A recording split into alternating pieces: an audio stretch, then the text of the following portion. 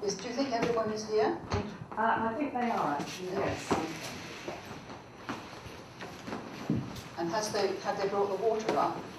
Yes. And by the way, the toilets are in the basement. But there are a couple just on the way down, if you can find them. It's sort of a bit difficult to find. So I'm going to sit down because I don't think I can stand for 4 hours. The day is going to be divided into 4 parts, 2 in the morning and 2 in the afternoon. We're having a coffee break in the middle of the morning and another one in the middle of the afternoon. And then obviously a nice break for lunch.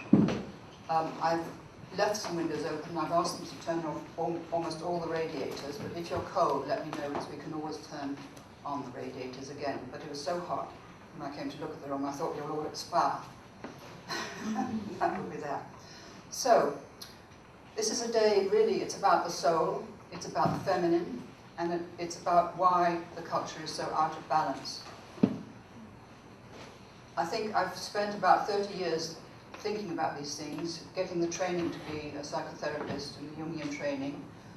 I'm a historian as the original training, so I've tried to put the two together in this day, the knowledge of the psyche and the knowledge of history. And it's really based on the myth of the goddess, which some of you may know, but if not, you can get it from Amazon for about £10 now. And I would thoroughly recommend that anyone who's interested in the whole historical background I'm going to present, that you get that book and read it, understand it more thoroughly. So, in part 1, we're going to look at the mythology of the goddess and the images of the goddess. And it's what I call lunar culture. This is the earliest culture that we really have records of. And the person who wrote The Myth of the Goddess with me wrote a wonderful book called The Moon, Myth and Image, which I thoroughly recommend, which goes far deeper into lunar culture. And it's absolutely fascinating. So this goes really from about 25,000 or 30,000 BC until about 2000 BC. It's a very long period, much longer than the next period, which I'll talk about later this morning.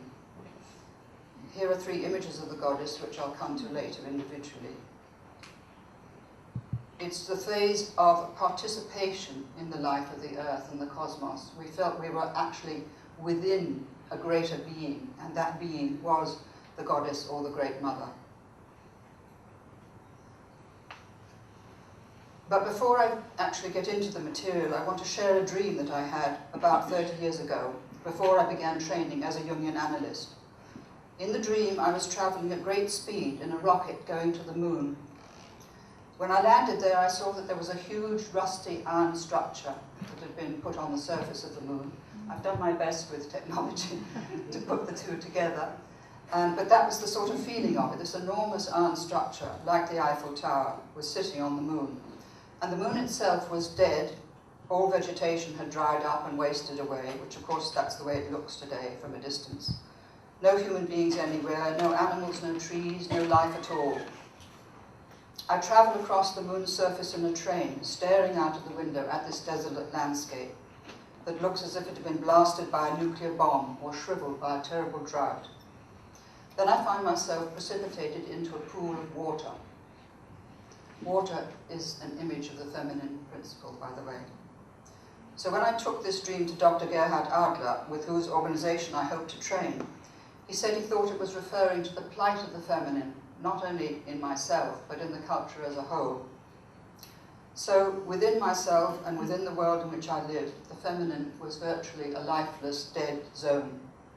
And I personally needed to regenerate this dead zone before I could venture to speak about it in relation to the culture. So this was a picture really given to me of the landscape of my own soul. Now I'd like to share with you the thought that we carry 2 kinds of consciousness within us.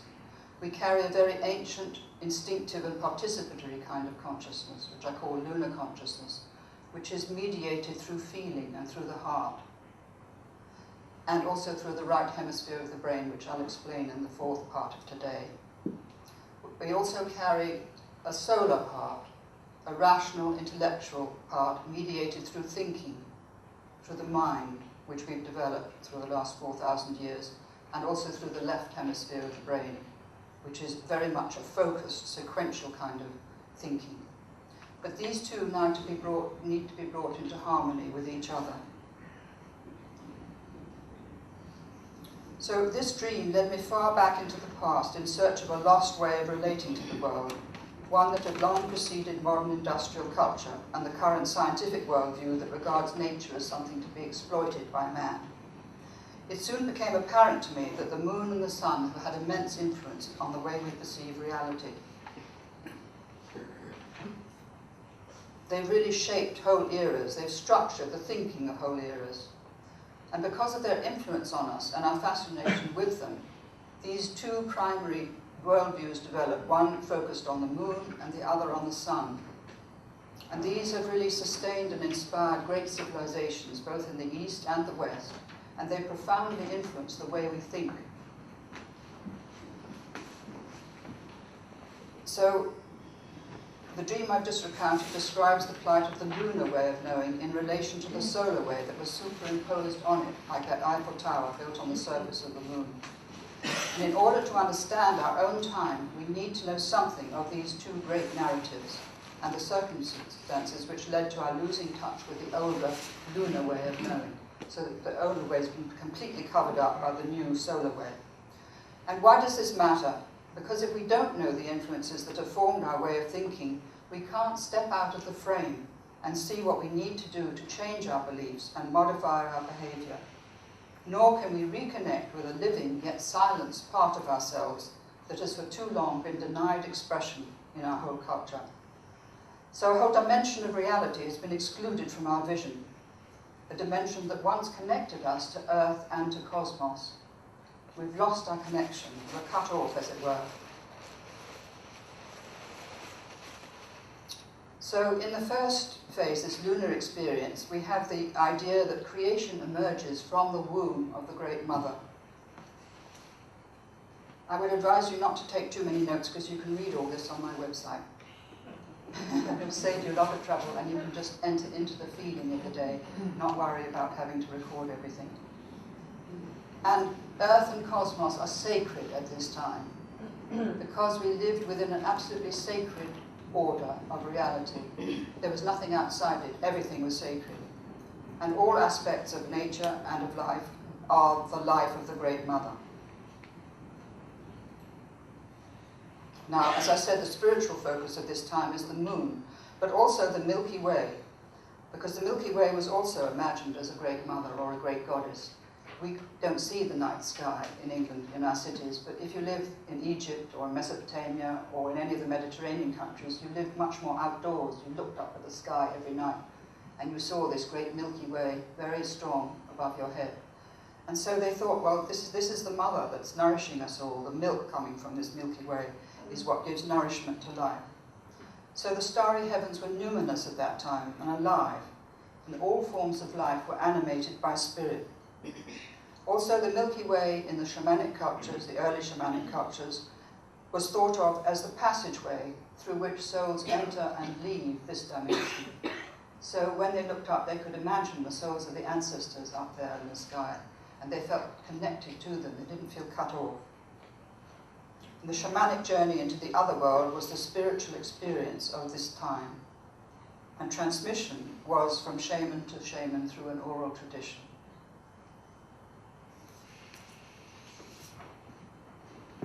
So you can see that this era was a time in which consciousness, human consciousness, participated in the deepest imaginative sense with the life of the cosmos and the life of the earth.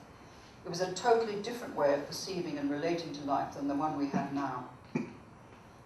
We belonged to the life of the earth and the cosmos, and we lived within the life of the Great Mother or the Great Goddess, who was the earth and the cosmos.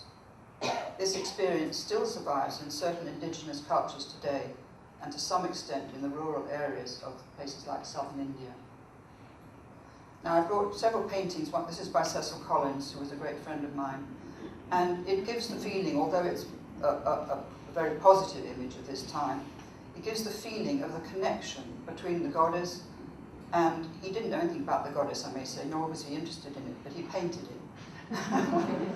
And he painted this relationship between the orders of nature, the tree, the cow, the corn, the earth, the sky. All of these are related in one harmonious sort of whole. So, once upon a time, in a past so distant that we have no memory of it, the invisible and visible dimensions of life were imagined and instinctively experienced as a sacred unity. Note the word instinctively.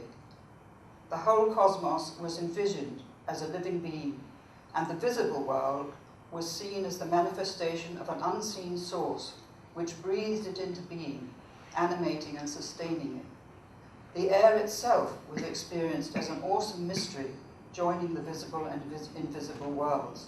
So imagine that the air in this room is actually connecting us to an invisible world. The night sky was of supreme significance.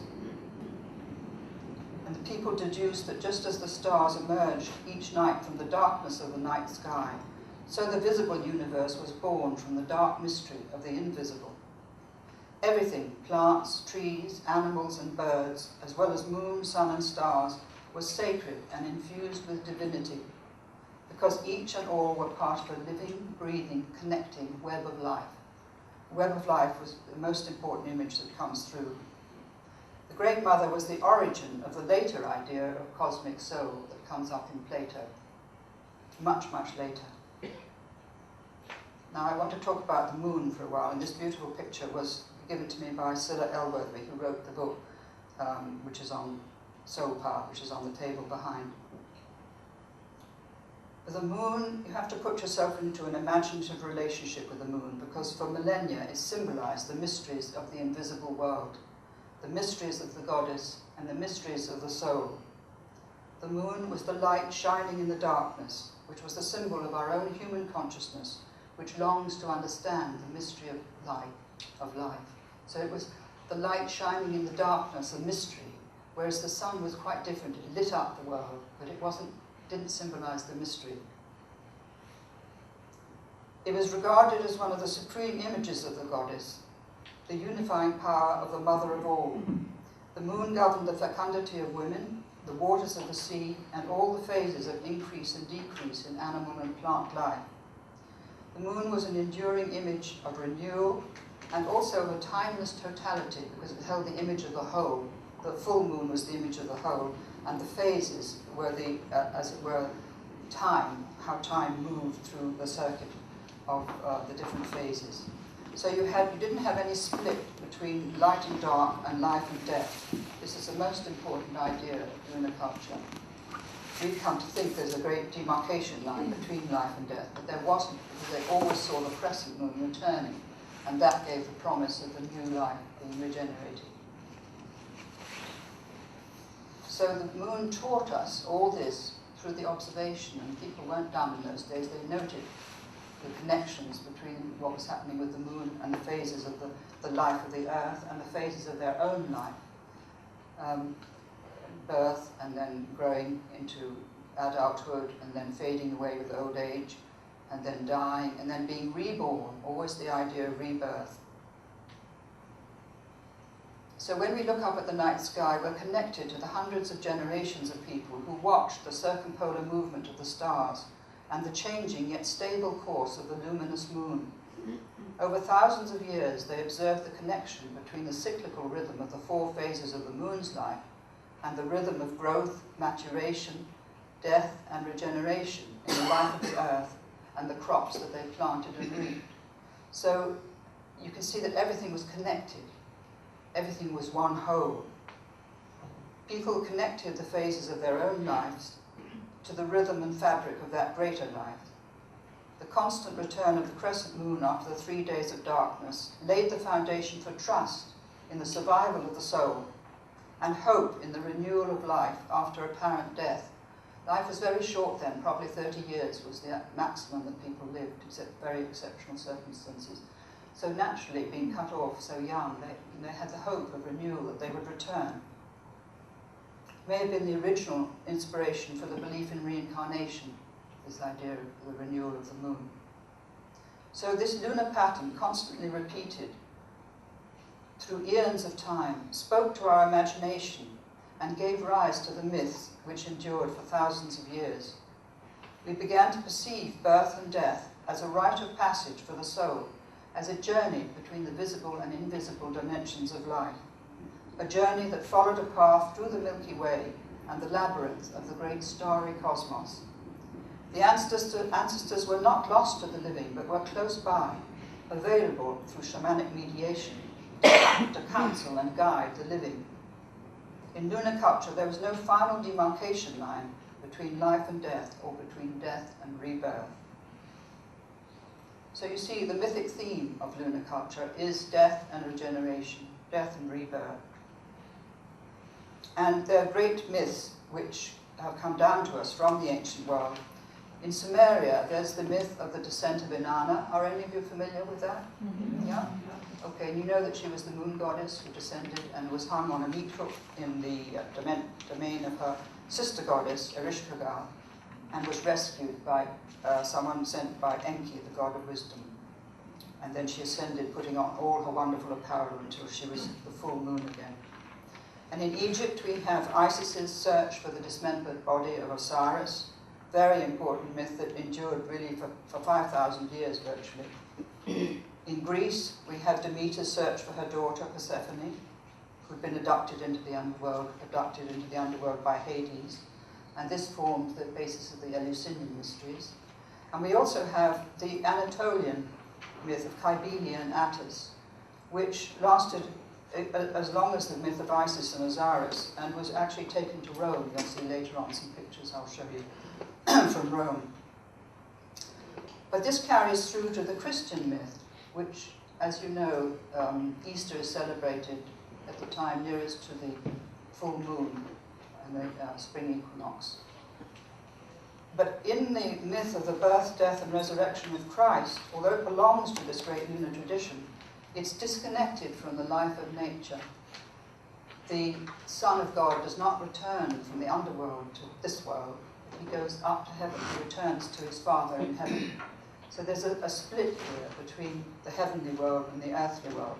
And this is very important and will become more clear as we go on. Now I'm going to look at some of the images of the goddess, take you through them. This is the goddess of Locelle. It's in the museum in Bordeaux. It's actually only 17.5 inches high, and it was found in a horizontal position above a cave shelter in the Dordogne. It looks quite different, obviously, standing upright. But notice her hand on her abdomen and her swelling womb and the connection with the bison's horn in her right hand, which is marked with the grooves of the ascending, the crescent moon moving into full moon. And it's so eloquent as an image of the connection between the earthly and the heavenly orders. There's no split here. They're connected through her body, so to speak.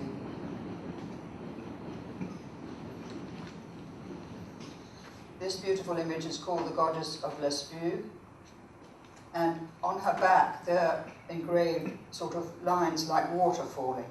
So it may be that she was worshipped as an image of the fertilizing rain that would fall to give people water or water for the crops. We don't know really, because she's both of those images are 25,000 BC. Very, very old. Both found in France. And here, this is a beautiful head from an area south of Bordeaux. Nobody knows who she was or what she was, but it's also 25,000 years old. She could be a shaman, she could be someone a young man was in love with and just sculpted her image. We don't know, but I love her image. Now, one of the most important things at this time was the water that came out of the hollows of the earth, that gushed out of the crevices.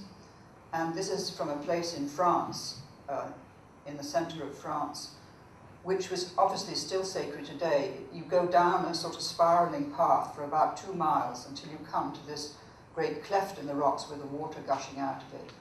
And obviously it was sacred then, and it's sacred still now. So anything to do with water was sacred to the Great Mother. Any spring or well or fissure or the sea itself later became associated with, even with the Virgin Mary, with Kuan Yin in China. The sea has always been associated with the image of the Great Mother, and in the psyche with the deep unconscious. Am I going at the right pace for you? Oh, yeah. Okay. I have to do fairly fast because there's so much to go through. So now we come to the cave, which is immensely important, both as an image of the root of consciousness within ourselves, the matrix, and also as the association with the beginning of culture. We know now, in Western Europe, the magnificent paintings we so admire, that the cave was the most sacred place and was the focus of the life of the clan or the tribe. Symbolically, it represented the womb of the Great Mother, the secret hidden source of her regenerative power. And it was from such mysterious places as the cave and the later megalithic temple tomb that she was believed to bring forth the living and receive the dead into herself. So this was the place where the dead and the living met, so to speak. It was very important. The cave may always have been a place where those to be initiated were taken, where rites of incubation were practiced, even at that distant time, and the shamanic experience of going beyond this life evoked. The cave still symbolizes today, in vision, dream, and mystical experience, the deep instinctual psychic level which gives access to revelation and communion with levels of consciousness that are beyond our normal range. People still seek out caves to hold special rituals for healing and communion with an invisible world. Even now, as one traces their path into the far recesses of a cave, awed and silenced by the weight of the darkness, one can feel what the people of this ancient time felt. One is inside the womb of the Great Mother, in the utter stillness, the mystery of the darkness, at the very heart of life.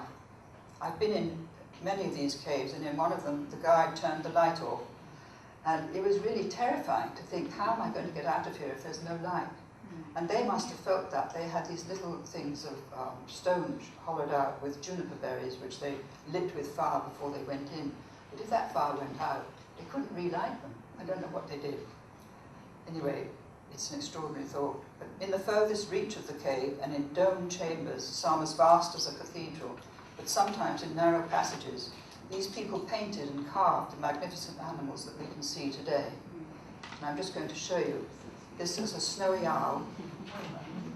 This image of the snowy owl was included among the rhinoceros and lions and stags and horses that have been discovered in an enormous cave called the Chauvet Cave in the Ardèche region, Vaucluse area of France, whose date has been put at 32,000 BC.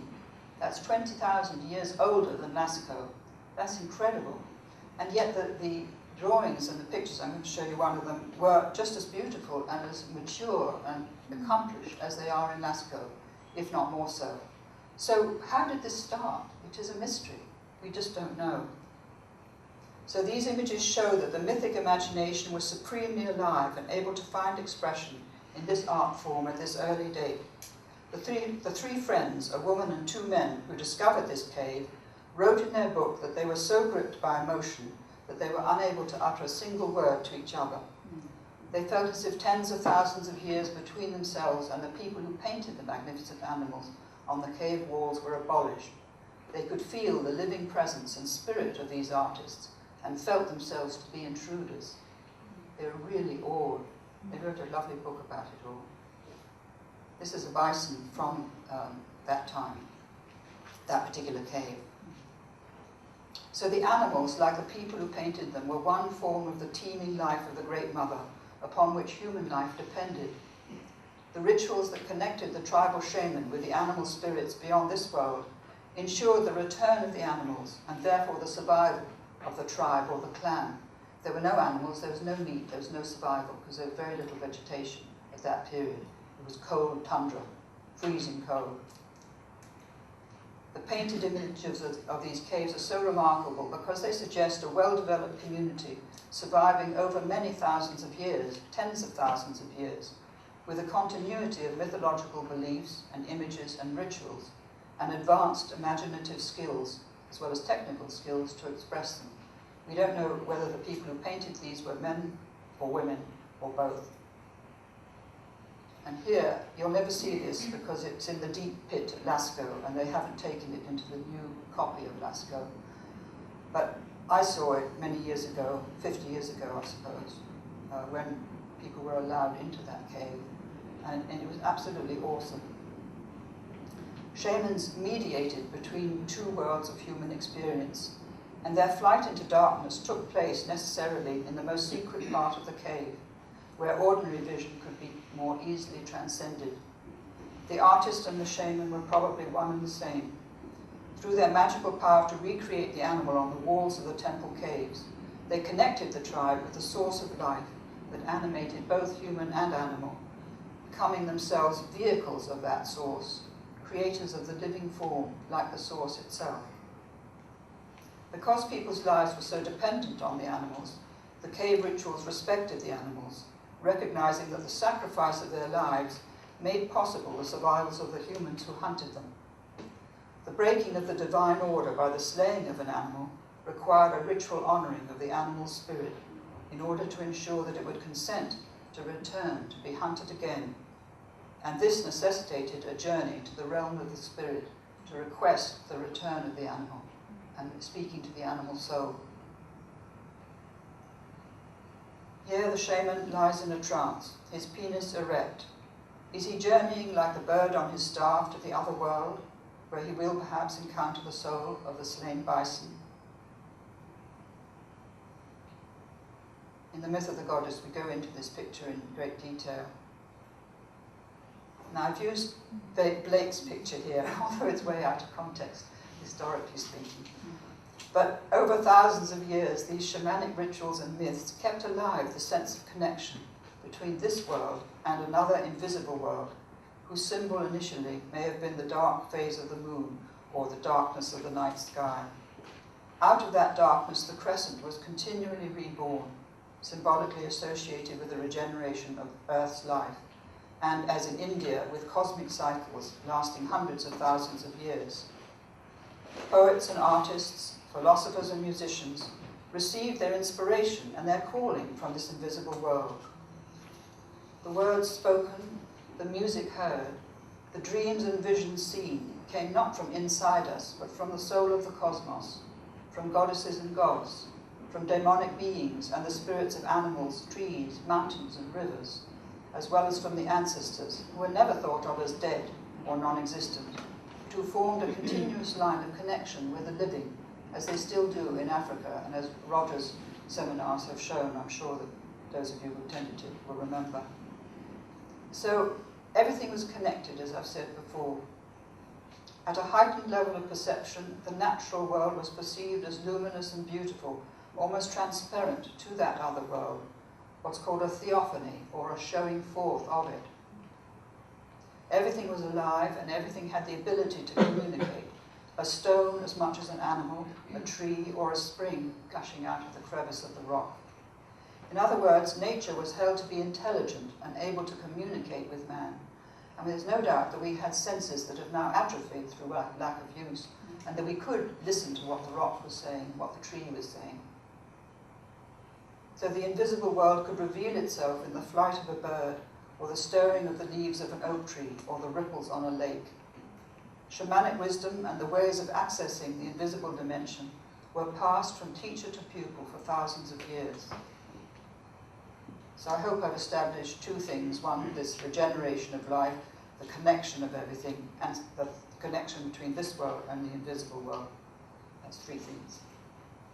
So now we come to the earliest image of the bird goddess with the elongated neck, and there's no head there at the moment, and the breasts and wings are, as it were, put together in a very eloquent image. It's only tiny, about that high. It was probably worn as an amulet around the neck. And also there's a suggestion of a necklace that she's wearing, that V-shaped double line, but we're not sure. Now, an archaeologist called Mariha Gimbutas excavated goddess figures over a large area of Europe and discovered what she thought was an unknown civilization dating to 7000 BC. She realized that the many different images that she found represented the three dimensions of the goddess. The goddess is the sky and its life-giving waters, the rain. The goddess is the earth and all its animal and vegetation life. And the goddess as the waters beneath the earth that gushed up in the wells and the springs, and also the great seas of the earth. She wrote a wonderful book called The Language of the Goddess, which I recommend to you if you can still get it from Amazon. And this form of the bird goddess was continued far into the Neolithic era and into the Bronze Age, which I'll show you as we go along. So the bird goddess was one of the earliest forms that we know of, apart from those two first images of the goddess as a human form. And here is another very beautiful image in alabaster. It was found in the Dardanelles region, and it dates to about 2500 BC, so it's quite late in relation to the other image of the bird goddess, other two images. But it has an exquisite presence, really. I think you can see that head and the wings and the going down to the elongated feet joined together. It's just incredibly beautiful. Now there's certain forms, like the labyrinth and the meander, that are very much part of this goddess culture, or the lunar culture, as well as the circle and the oval and the wavy line. They're really recognized in the Paleolithic and Neolithic era as her signature, the signature of the goddess, on stone, or on these figures like this one. You can see a door, the entry into her hidden dimension, and the labyrinth is the connecting pathway between this world and the other one that the souls of the dead take, coming and going, as it were, into this dimension. She's wearing a necklace, and she has the head of a bird goddess, stylized head. Absolutely fascinating image, not very big. And here in this vase, we have the image of the goddess with the animals and the fish in her womb and the birds on each side of her head. And the little hieroglyphs or swastikas are images of the moon, the four phases of the moon. The swastika was one of the main images of that time, as well as the sort of spiral form. So the goddess was these three dimensions of the sky, earth, and underworld. Rain fell from her breasts, the clouds. The earth yielded food in the form of animals and crops, and the waters beneath the earth gave rise to the rivers, springs, and wells that were vital for life, and to the fish that were also vital for life. And the snake, from very earliest times, was the image of the goddess's power to regenerate life, because it shed its skin and survived, so to speak.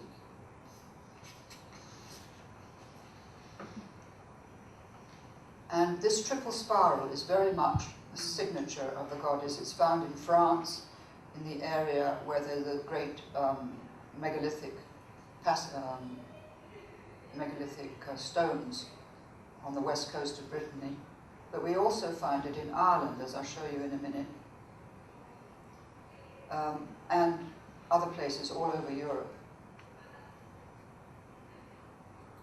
This is, you see it here, this is the great stone in front of the entrance to the wonderful domed temple at Newgrange in Ireland. Has anybody seen it? Oh, lucky you. I haven't been able to do that. But there you had the connection between heaven and earth and the annual ceremony of the winter solstice.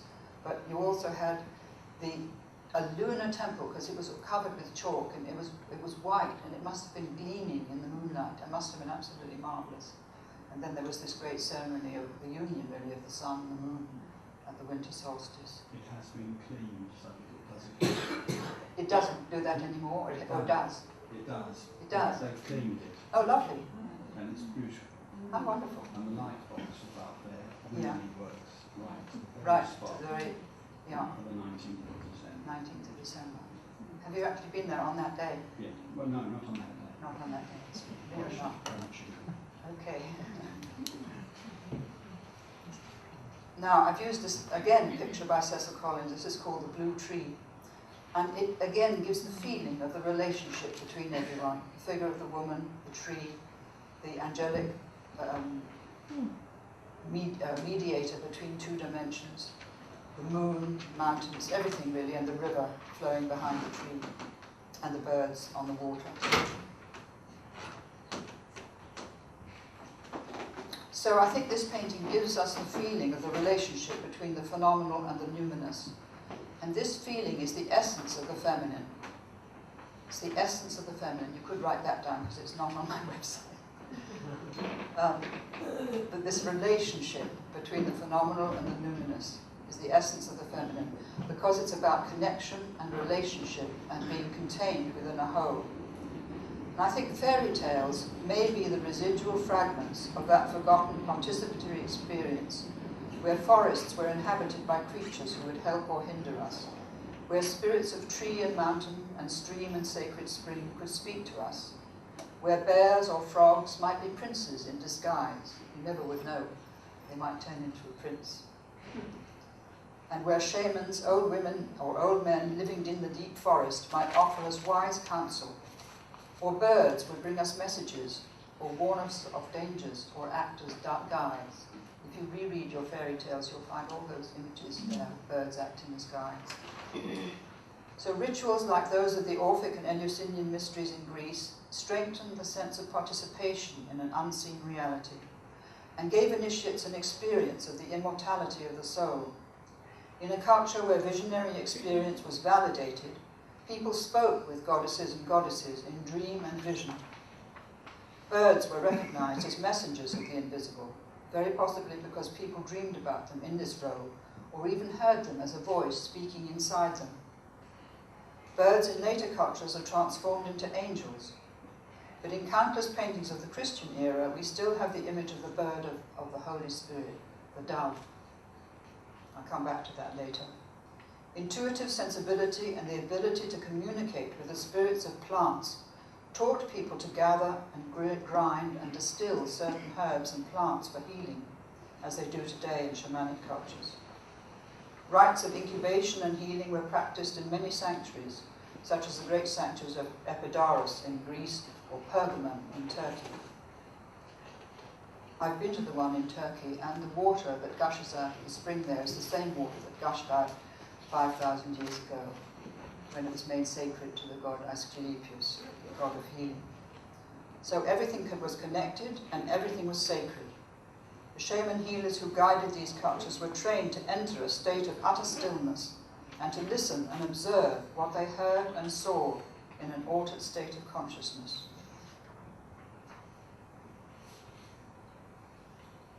Just want to show you one temple from Malta. There are many temples on Malta and Gozo, and they all have the circular or trefoil shape of the womb of the goddess.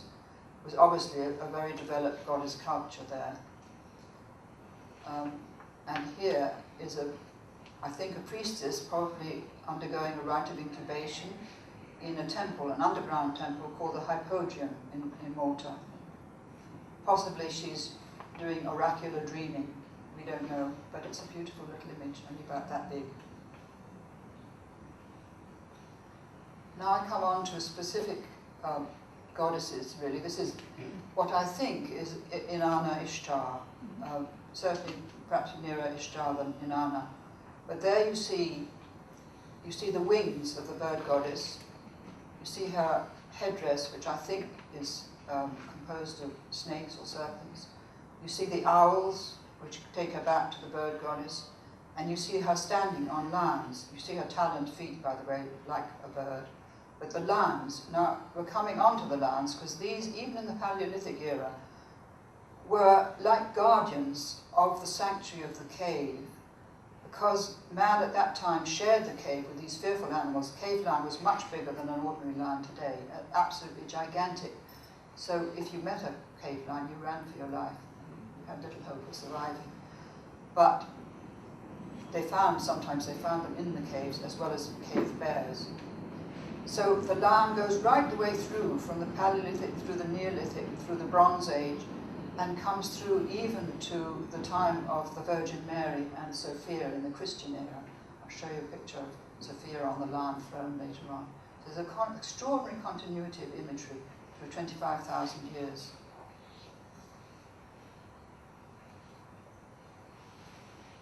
Another important image is the tree of life, and in this afternoon you'll see the importance of the imagery of the tree in the passages I'm going to read to you. This is from Egypt. And the tree is the goddess. The tree is nourishing the person taking liquid nourishment from it, the water of life, really. Tree is the giver of the water of life. Very important image. We find it in Sumerian and Babylonian mythology, but its most beautiful expression is in Egypt. In all the temples of the goddess in the Middle East and in Egypt, there was a sacred tree, usually a sycamore tree because of its milky sap, but also, in Greece particularly, an olive. Now I come to the goddess Hathor, who was the most important goddess of Egypt, sometimes interchangeable with Isis. But here she carries the lunar horns with the sun disk between them. I'd love to say more about her, but there isn't time, unfortunately. But Egypt has bequeathed to us one of the clearest images of its ancient worldview. The mythological imagery associated with two goddesses is of paramount significance for an understanding of the concept of the cosmos as a living maternal entity. Hathor is one of them, who's interchangeable with Isis, but also Nut, goddess of the sky. Hathor was Egypt's oldest goddess, imagined as the great nurturing mother of the universe, and as the creative impulse which flowed from the cosmic immensity of her being. It was she who endowed Pharaoh with the divine power to rule Egypt. More specifically, Hathor was imagined as the Milky Way, whose milk nourished all life, yet she was also immanent within the forms of life, immanent in the statues that stood in her temples, and in the beautiful blue lotus that was daily laid at her feet. As Divine Mother, Hathor received the souls of the dead at the entrance to her sacred mountain, which was thought to be located behind the magnificent temple of Deir el-Bahari that Queen Hatshepsut built to honor and house the goddess. It was an amazing temple. I got a picture constructed. It had a great pyramid on top of it, which isn't there today. It must have been absolutely staggering as a sight, absolutely extraordinary.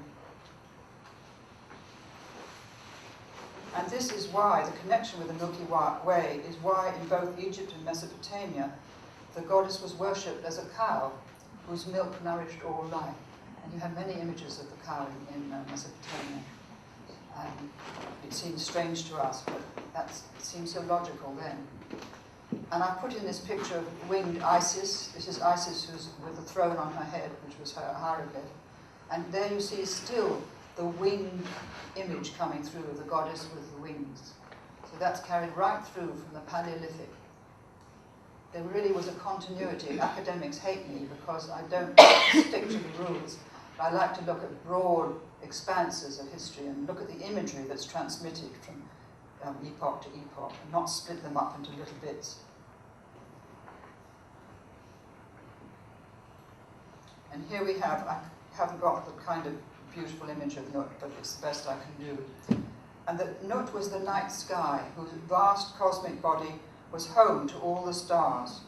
When the Egyptians looked up at the night sky, they really looked at the body of the goddess, sparkling with the light of these millions of stars.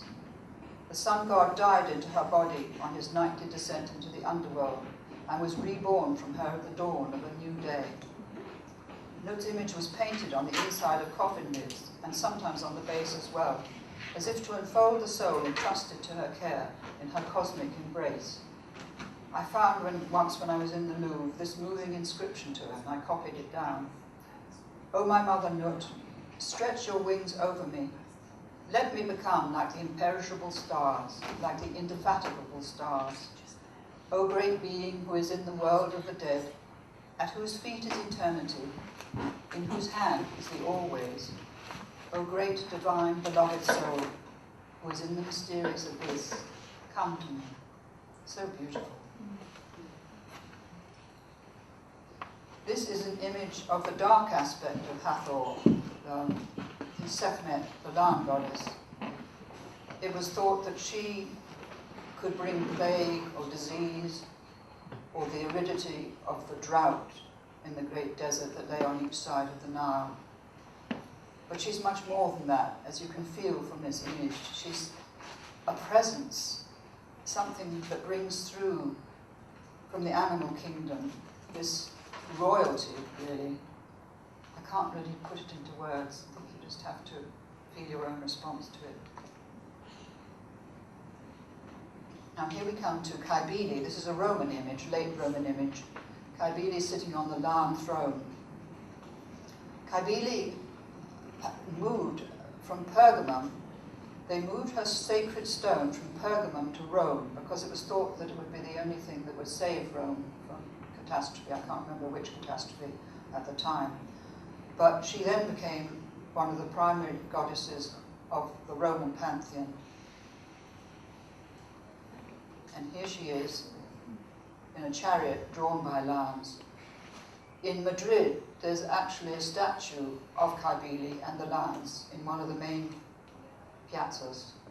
Not piazzas, I don't know what, Plaza Mayor or something like that. So there you have the continuity. But here also in Greece, this is Hera, flanked by these two lions. And Hera was not just the wife of Zeus that you read about in the Iliad. Hera was the great goddess of ancient archaic Greece. And she was the goddess who ruled over the whole plain of Argos, which is near Mycenae. And once a year, at the full moon, I think in August, a great procession would come from all over that area, and people would bring fruit and flowers and offerings to her, not animal offerings, but the vegetation, the life of the earth, the corn, and the fruit and the vine. So you can imagine in the darkness of the night sky with the moon shining brightly, and this great temple, because there were 3 huge temples erected on the same site above the plain, and this was to worship the great goddess of that time, who was Hera. And I think this image probably dates from that early time.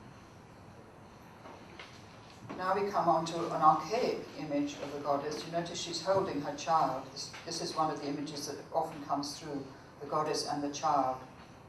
And this carries right through to the Virgin Mary with Christ on her lap. So these sort of engravings on her are to do with the life of the crops, with water falling from the sky, and with the general connection to the earth rather than the sky, this particular image. And here's another one, also from northern Greece.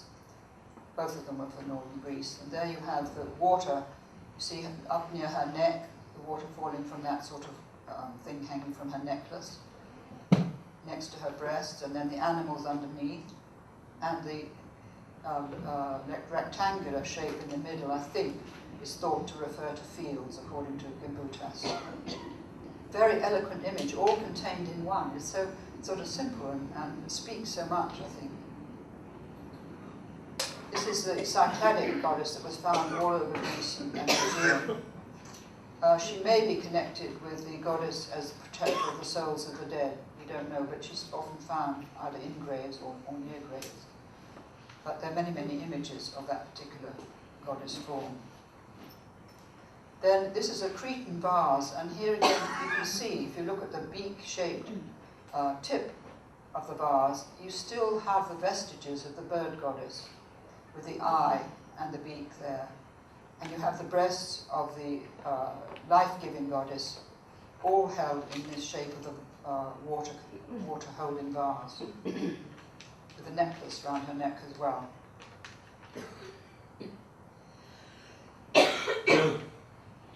By the way, if anyone has a cough, I have lozenges galore here. So you just have to ask. Here, this is a Cretan enthroned goddess, actually the only one we have of an enthroned goddess from central Crete, probably dating to about 1500 BC, not quite sure. And here we have either the goddess or a priestess holding the 2 serpents of life and death in her hands, and on her head there's a tiny leopard or lamb, not quite sure. And she's wearing the beautiful costume worn by women in this era, Cretan women, who are, I think, more in touch with the image of the feminine than it moved after that. When you move to Greece, you have a totally different image of woman. But this is a woman who's free to be herself, free to act as priestess of the goddess. We think that Knossos was possibly a temple to the goddess, not quite sure, but that beautiful throne was probably the throne of a priestess who took the place of the goddess in the rituals of that time. This is a priestess wearing the sacred knot on her back. Incredibly beautiful. What was the knot? What was the knot? You'll have to read in the Myth of the Goddess because I can't remember. My memory's not good. It could have been just a sacred, like a priestly robe, as it were, an insignia of the priestess's office. But I wouldn't like really to say more than that because I'm not an expert on that. And here we have one of the most important seals that have come down to us from Crete. There you have the lion again, who is really the guardian of the mysteries of the goddess, I think. And here you have two young people in the bottom left-hand side who are being taken into the bottom right-hand side, really taken almost like before a judge of the underworld or someone who is representing the experience of the underworld. And then they move, presumably, through the body of the goddess into the upper left-hand side, and they're seated there on stones. And they are, what the whole thing is saying is that they're alive still, even though they're dead. Even though they're dead, they're two chrysalises which have turned into butterflies above their heads. And so this is taken really as an image of how the immortality of the soul was seen at that time.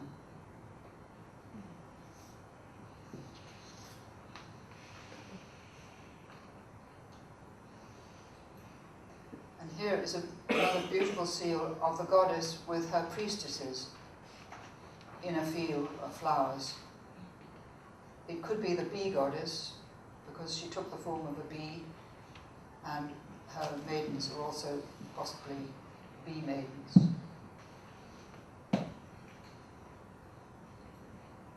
Now we come on to Demeter and Persephone and the rites of Eleusis that were so important in Greece. I'm just going to show you these images rather than commenting too much. This is a wonderful head of Persephone that's in the museum, the great archaeological museum in Berlin.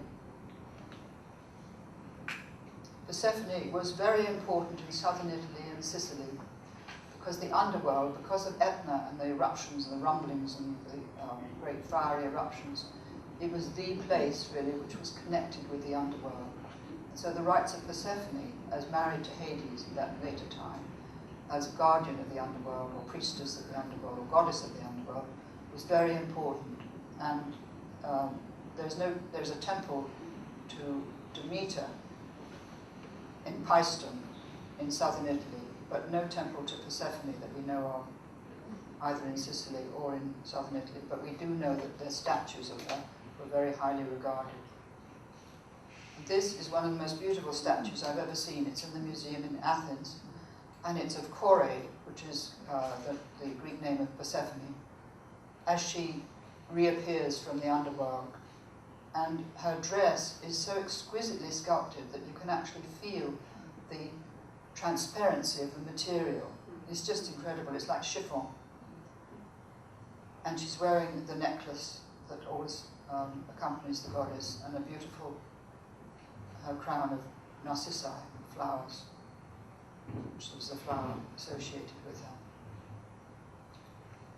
And here we have Athena with the serpent, which was one of the most important images of Athena, associated with her sacred rites. So there again you have the serpent coming down from this very early time, but still carried through into the rituals of Greece. And here you have a Greek image of the bird goddess, but this time she's standing on the bird, which is her emblem, the goose, or the swan, sometimes it is. So this is Aphrodite.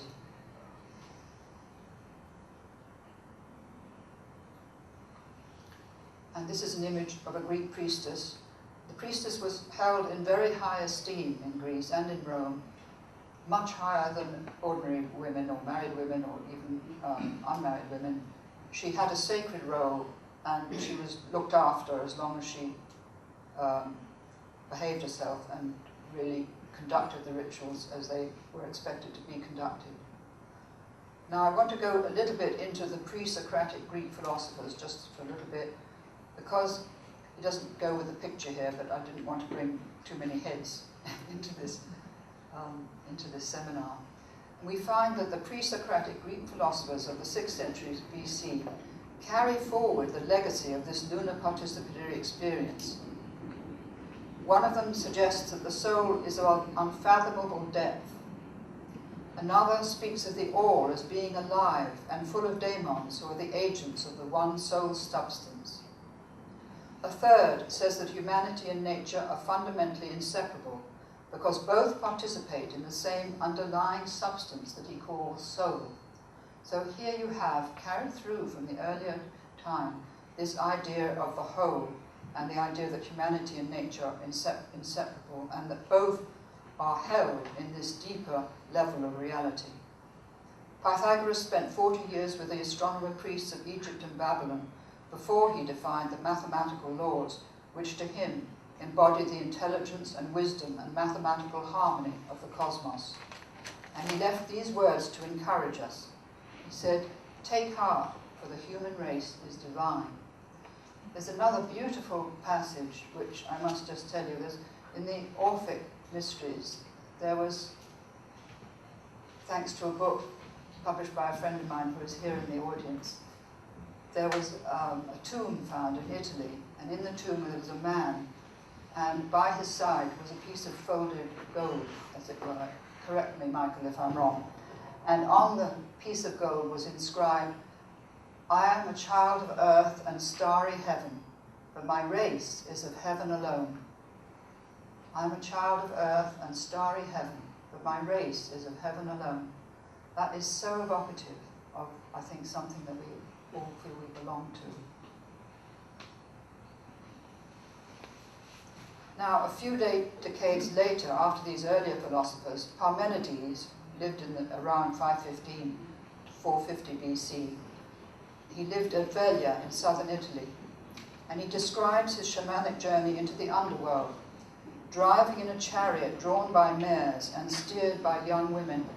And the image he gives is absolutely extraordinary, very powerful. He goes through great doors stretching from earth to heaven, and the chariot goes through them, and the doors swing open on pivots, and on oiled pivots, and the chariot just goes right through into the domain of the goddess.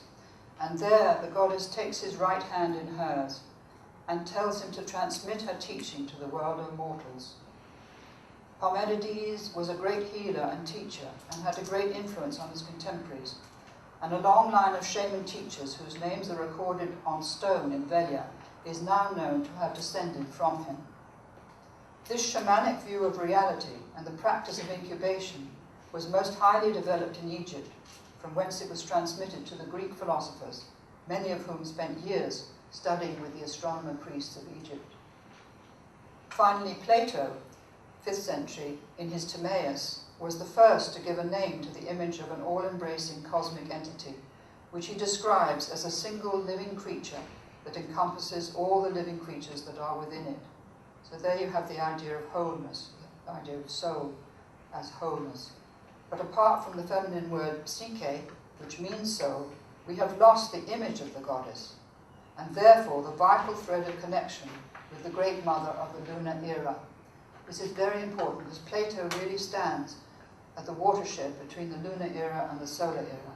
And his emphasis now is on the rational mind. It's no longer on this sense of connection with the whole, although he speaks about the whole.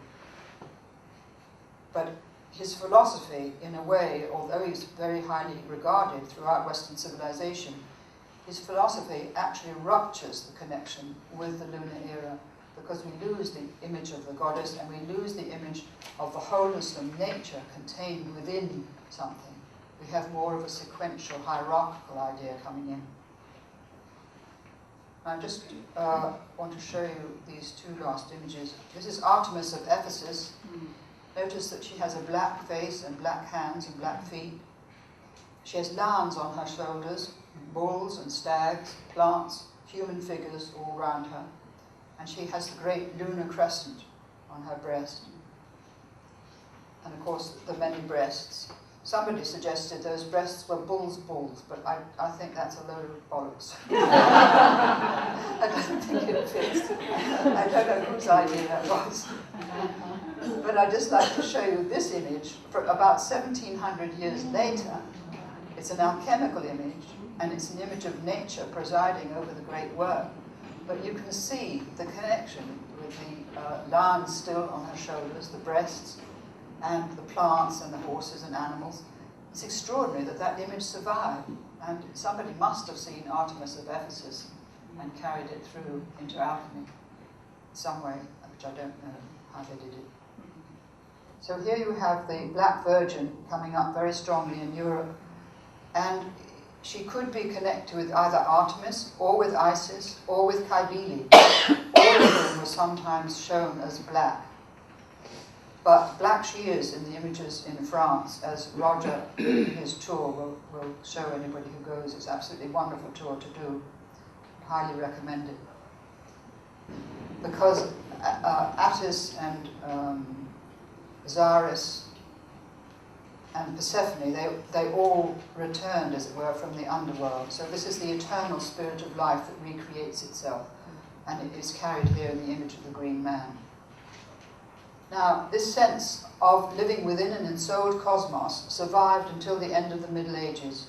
There were many remarkable men who transmitted it from century to century, and St. Francis was one of them. He spent the night before he wrote his famous Canticle of the Sun. He had a vision of the earth as a glowing golden orb. And in this canticle, there is the recognition that the moon and the sun, as well as the life of the animals and the birds, all belong to the sacredness of the life of the cosmos. He was my favourite pin-up man, a sort of teacher when I was really from my early teens onwards, and I went to all his shrines in Italy. One of them was down in the far southeast, in the Monte Gargano, where he had actually gone, but he hadn't dared enter the cave, which was sacred to St. Michael. He said, I am not worthy to enter into this space, which is the place of God's revelation. So there again, you have the cave in Italy.